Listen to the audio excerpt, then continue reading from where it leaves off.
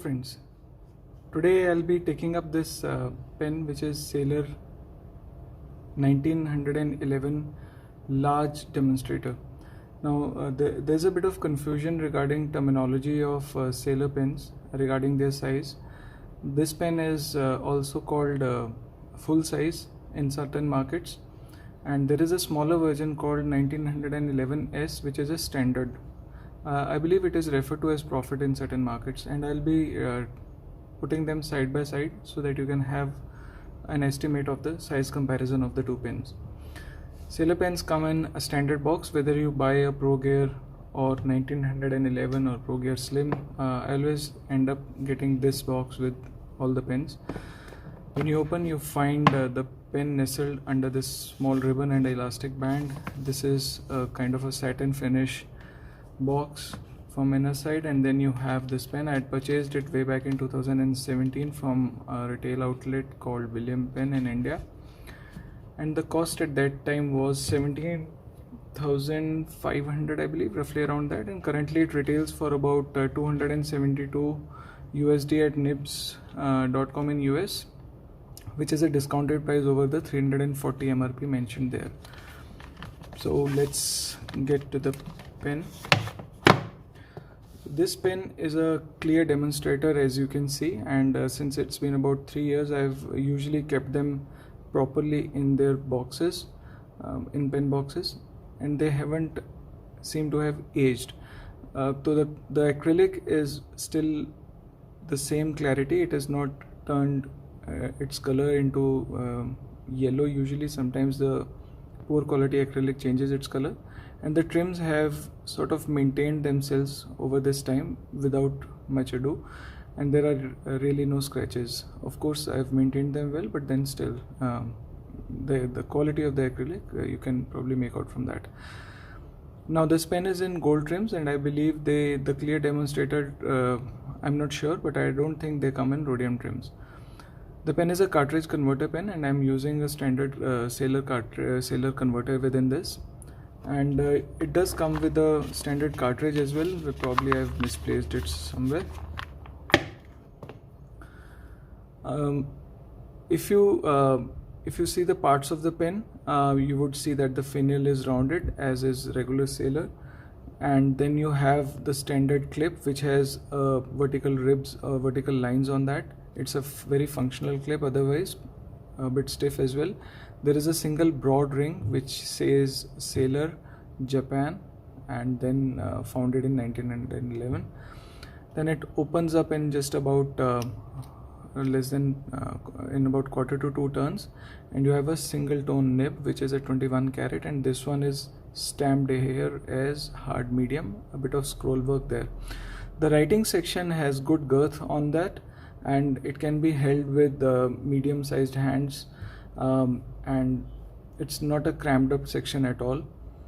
And then you have the threads which do not come in the way, the barrel, and again there is a small ring at the back which is again plated, and then you have the rounded up bottom of the pen.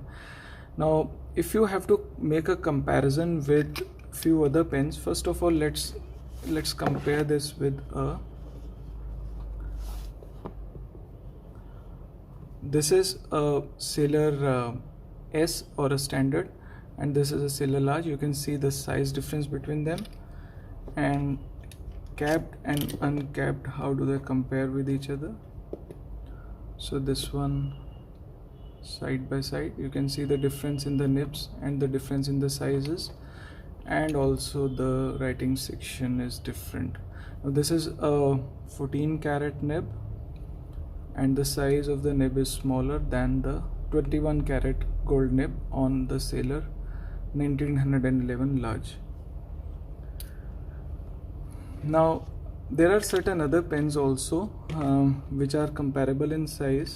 Let me just also, I do not post it, but just for your sake I'm just showing it posted, which makes it good to hold in fact, but since they scratch the back, I don't prefer to post them. Keeping them side by side with certain other pens, we have rather keep it like this. We have a Montblanc and this is 146. You have a Sailor 1911, and this is a Sailor Pro Gear, Platinum President, and a Pelican. So I'll just uncap them and keep them again.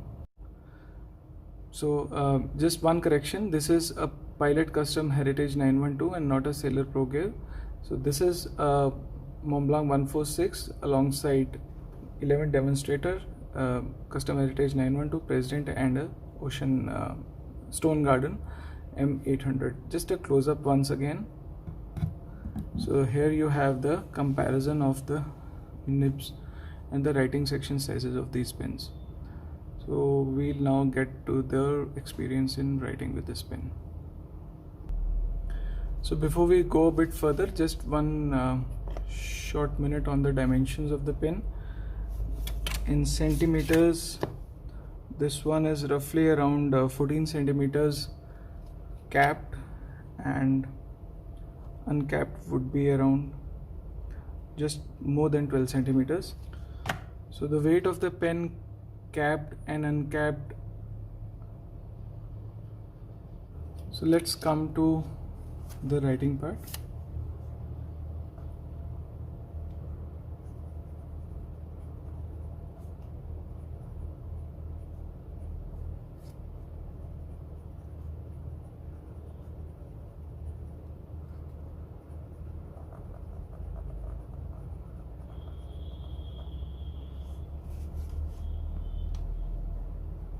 I've inked with a very beautiful shading ink from Krishna. This is Krishna Ghat Green.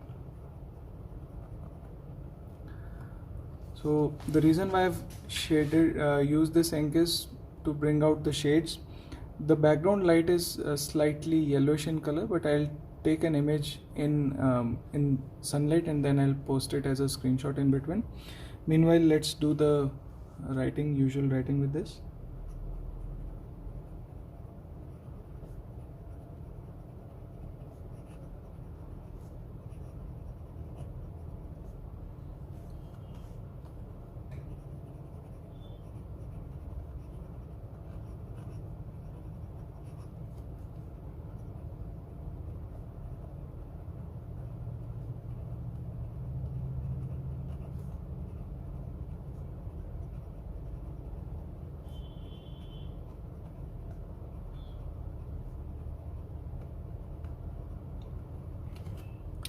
The reason I have written in the caps is because whenever the letters are disjointed, it gives a good beautiful shade to the individual letters.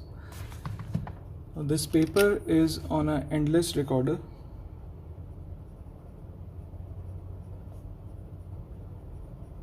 And this journal has 68 GSM paper.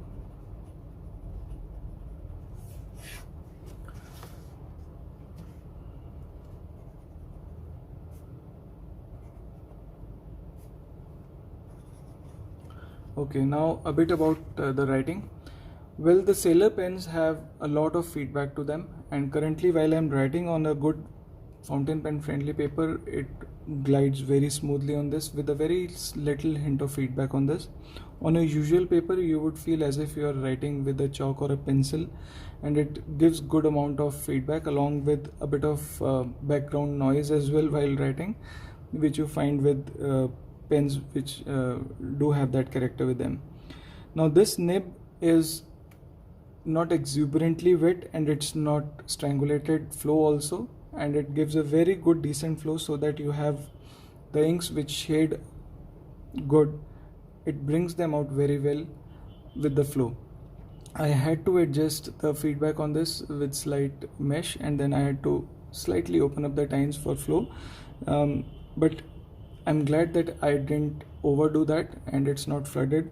So the flow is very good. Whenever I want to try an ink which shades good, I'd go for this pen over anything else.